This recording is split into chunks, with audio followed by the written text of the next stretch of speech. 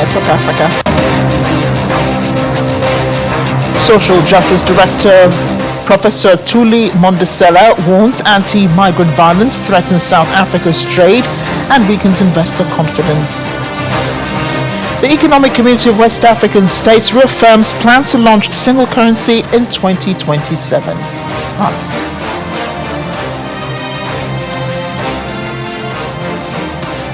United Nations health teams partner to step up fight against DRC Ebola outbreak amid chronic insecurity.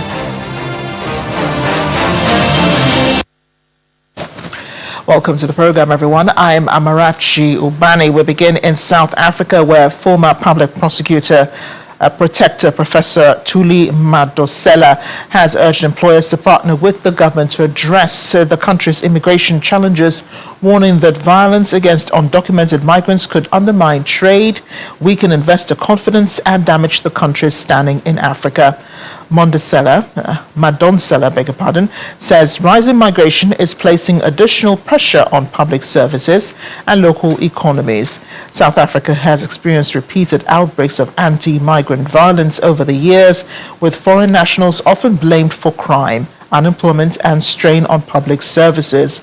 Meanwhile, President Cyril Ramaphosa has condemned vigilantism, stressing that immigration laws must be enforced by authorities, not members of the public.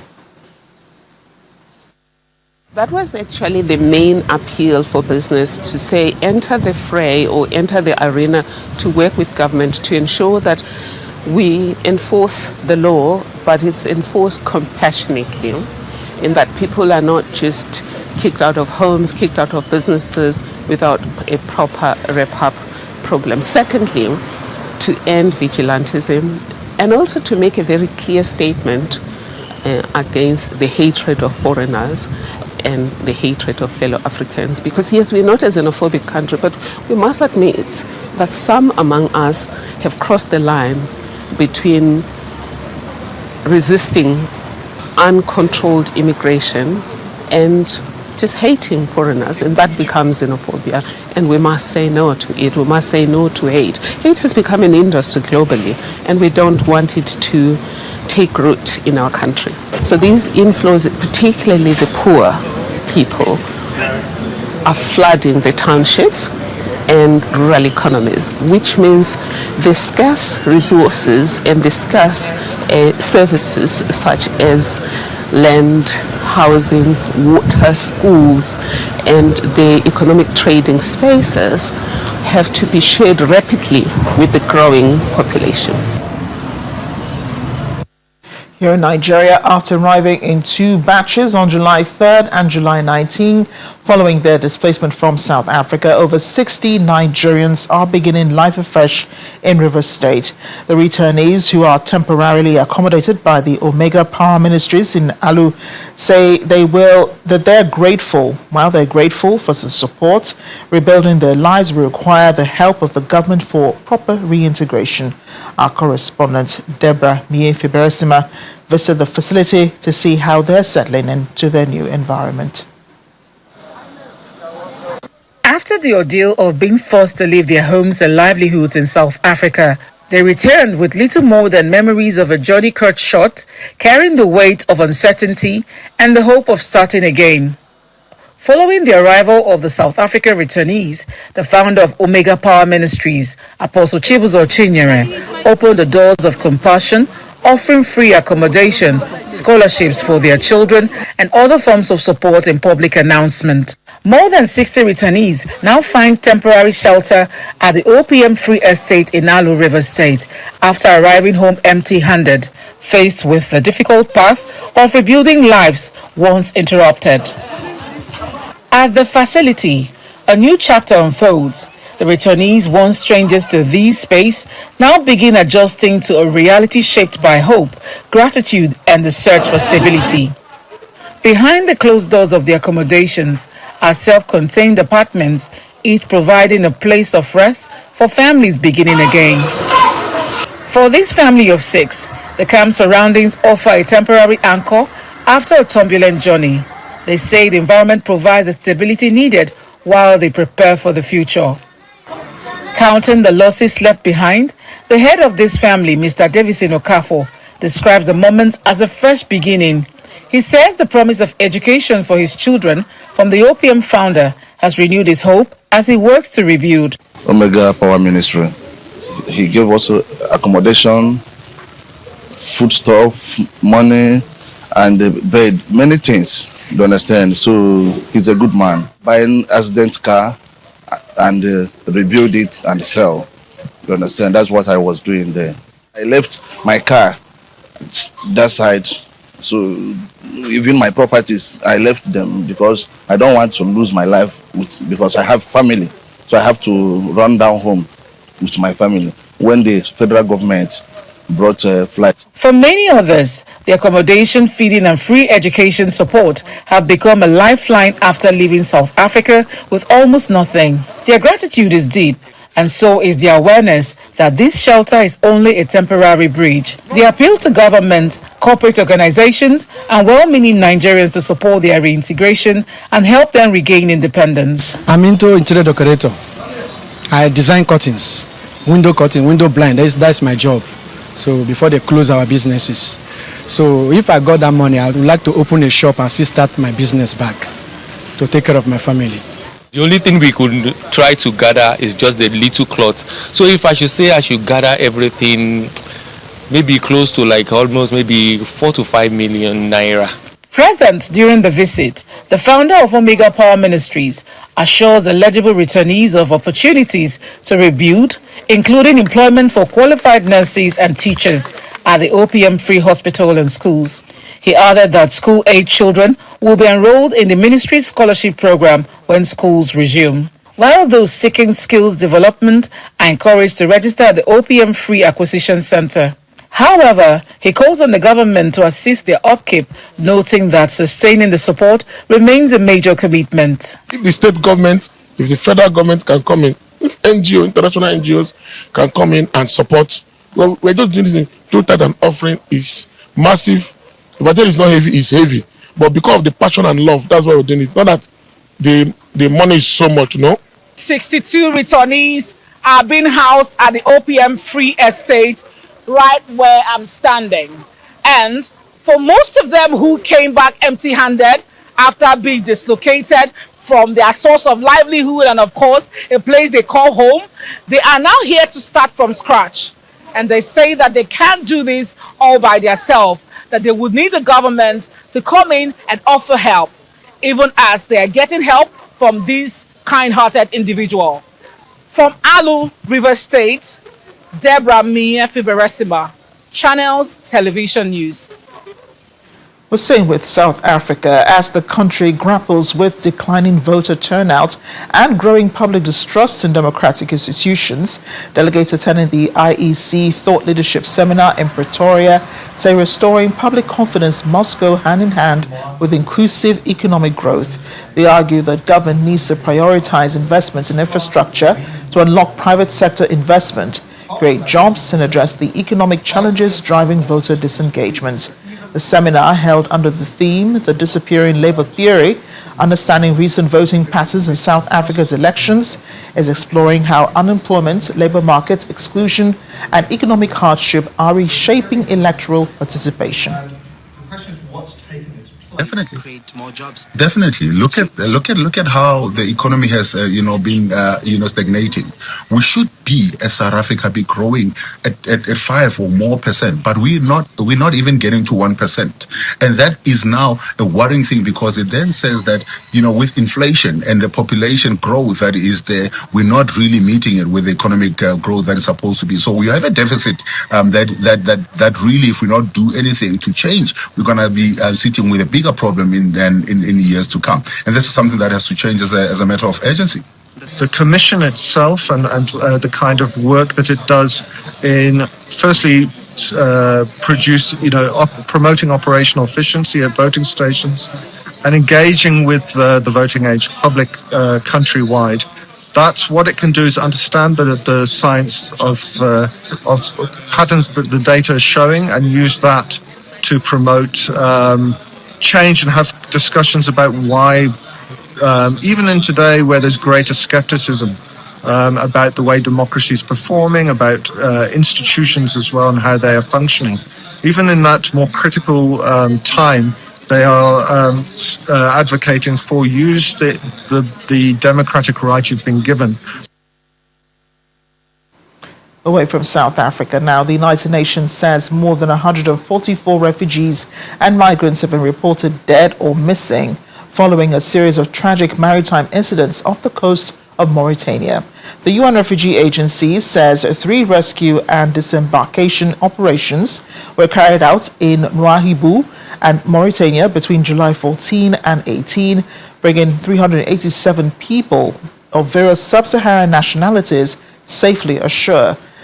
Speaking to reporters in Geneva, UNHCR spokesperson Matthew Southmarsh says the latest incidents highlight the persistent risks faced by refugees and migrants attempting to reach Europe, with many setting off more than 2,000 kilometers from their intended destination.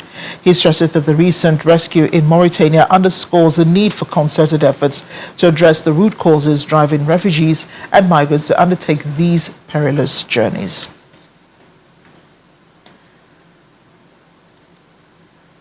We're in Algeria, where the Interior Ministry has confirmed the death of 6 people following fast-moving wildfires triggered by a heat wave sweeping across the North African country. The ministry says it's ordered provincial authorities to launch a comprehensive assessment of all recorded damage to enable the government to compensate those affected by the fires. The ministry says it's deployed additional resources to combat the remaining blazes, with several fires still raging across the country.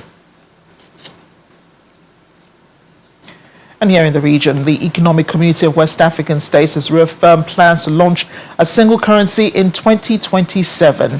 However, the bloc says it's favoring a phased rollout, with only countries that meet convergence criteria, including targets for inflation, debt, and monetary stability, joining the first phase. The decision was announced in a communique issued after the ECOWAS Heads of State Summit in Sierra Leone earlier this week. The single currency, dubbed the ECO, is being presented as a key step towards deeper regional integration and more sustainable, inclusive economic growth. ECOWAS says the legal registration of the ECO trademark is underway, but important issues remain unresolved, including whether members of the West African Economic and Monetary Union, which uses the CFA franc, will be included from the outset. The bloc says further agreement is needed on the structure of the future central bank, its decision-making framework, and which member states will participate in the initial phase.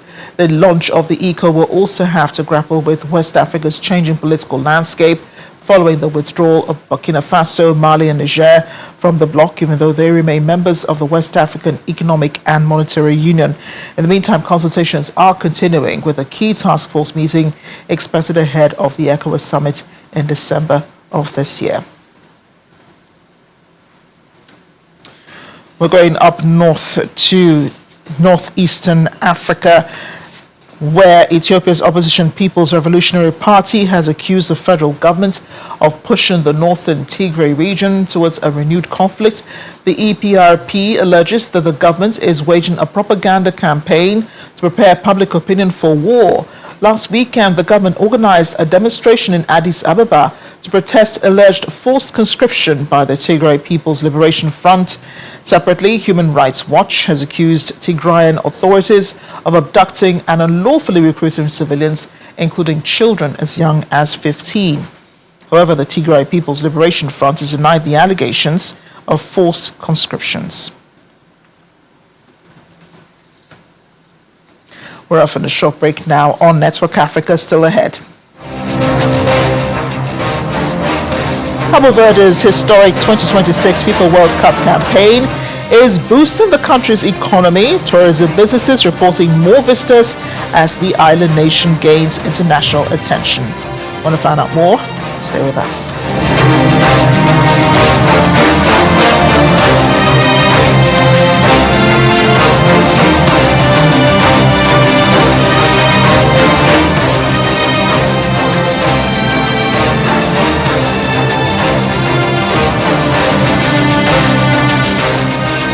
Welcome back. Let's shift our attention to the Democratic Republic of Congo, where United Nations health teams and their partners are racing to contain a rapidly expanding Ebola outbreak despite ongoing insecurity in the eastern part of the country. According to official reports, the DRC government has recorded 2,423 confirmed cases, including 967 deaths and 469 recoveries. Speaking to journalists in Geneva from Bunia, the capital of Ituri province, the WHO incident manager for the Ebola response in the DRC, Mr. Tierno Baldi, said the Bundibugyo strain of the virus is continuing to spread to new areas in the eastern region, where insecurity, threat of the conflict, highly mobile and displaced populations have created ideal conditions for the virus to spread. Let's be very clear. This outbreak remains ahead of us and we are still in a phase of catching up. We have prioritized the extension of safe and dignified barriers, referral system, clinical case management capacity in the most active transmission areas. As of 19th of July, the government of the DRC has recorded 2,423 confirmed cases, including 967 deaths and 469 recoveries. The outbreak is being reported in 5 provinces, but the province of Ituri remains the epicenter of the outbreak, accounting for more than 90% of cases and also 80% of deaths. Despite these challenges, there are some encouraging signs. As I was saying, Mongwalu, where the outbreak was first detected, is currently showing some signs of stabilization with a similar trend in Goma in the North Kivu province. We'll also be working on a new project which aims to reinforce control measures through the River Congo, a crucial transit route requiring our attention for rapid implementation of control measures. The main strategy is really to implement a very strong, very effective, and very timely, response public health measures, to contain those areas by identifying, by doing in-depth investigation of those cases, listing all of the contacts, helping them to follow those contacts. At the moment, we are really trying to mobilize the communities, all of these contacts, for encouraging them to accept to be really followed up.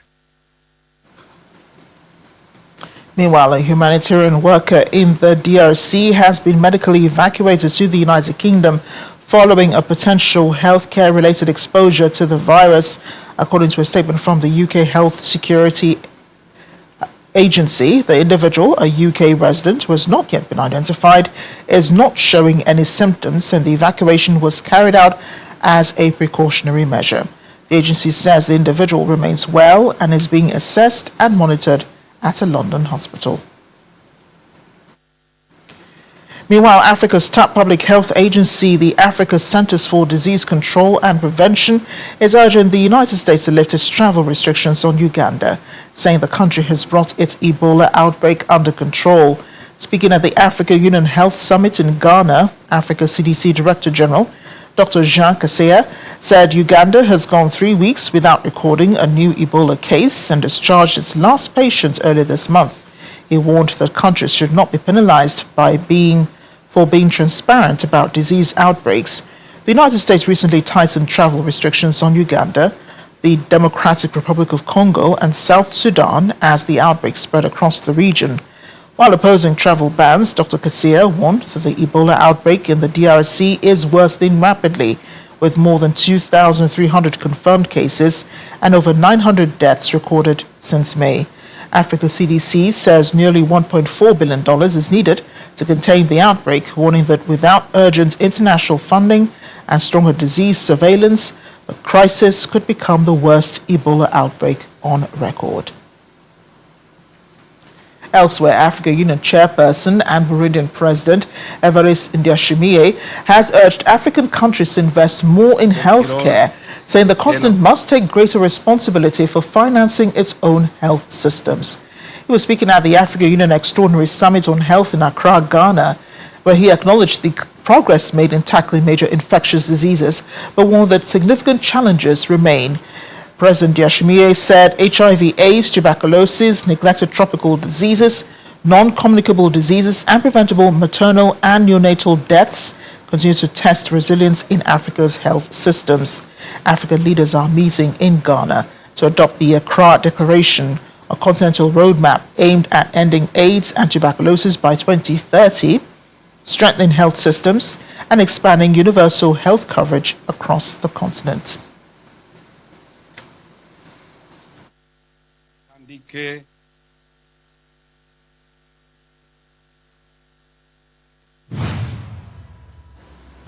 We're in Uganda now, where young mothers in Kampala are turning charcoal dust into biofuel briquettes, creating a cheaper cooking fuel while helping to curb deforestation. Volunteers from the Set Her Free NGO mix charcoal dust with clay and water, mold the mixture into briquettes, and leave them to dry in the sun. The founder of the Set Her Free NGO, Robina Muganzi, is appealing for more funding to expand the program and reach more young mothers. One teenage mother says the income from making briquettes is vital for supporting their children, adding that more households are switching from firewood to briquettes because they produce less indoor smoke. More than 90% of Ugandan households rely on wood fuel for daily cooking, making alternatives such as briquettes an important tool for reducing deforestation and improving indoor air quality. When we get that charcoal dust, we bring it here, we add it with clay. We mix clay with water to get that residue, that liquidy form of clay. And then that is what we use to mold the briquettes. We mix it together with charcoal dust, and then we mold. Over 5,000 girls have gone through our hands. I've learned the skills that we've taught them. They have salons, they have boutiques, and they are also learning the briquettes. Instead of people cutting trees in the forest, I urge them to use briquettes. Briquettes are environment friendly. When you use them, they save. So they help us to save our forests, and then they also help you save your money, So we urge people to use them. We get a number of girls who come in that need support, but we end up limiting them because of the support we have. The limited support. So we call upon funders to come and support Set Her Free. We need your support. We have so many teenage mothers in our community that we need to reach out to. We have so many other young girls who are vulnerable, who have dropped out of school, who are looking for employment, that can come and join Set Her Free, and then we train them in these skills. Some of us are teenage mothers. When you get that money from briquettes, we decide it helps us to buy basic needs for our babies and also us. Finally on the program, the FIFA World Cup may be over, but in Cabo Verde, the impact of the tournament is only just beginning. The island nation enjoys a tourism boom now, driven by its historic campaign. Cabo Verde's remarkable run at the 2026 FIFA World Cup is already boosting the economy, with hotels, restaurants and tour operators reporting an increase in visitors and a surge in online travel searches. The island nation reached the World Cup knockout stage for the first time in its history before pushing Argentina to extra time in a thrilling 3-2 round of 32 defeat. The team's fairy tale campaign captured global attention, with goalkeeper Vozinha winning praise for a series of standout performances.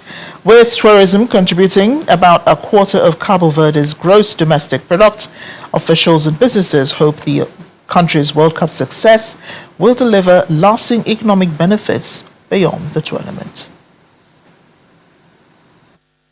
Love the island, and we love Africa. And I have a friend to recommend this country. They tell me the beach is very beautiful, the food is very amazing, and we talked with my husband and we decided to visit here. I like the fish. Your fish is very delicious.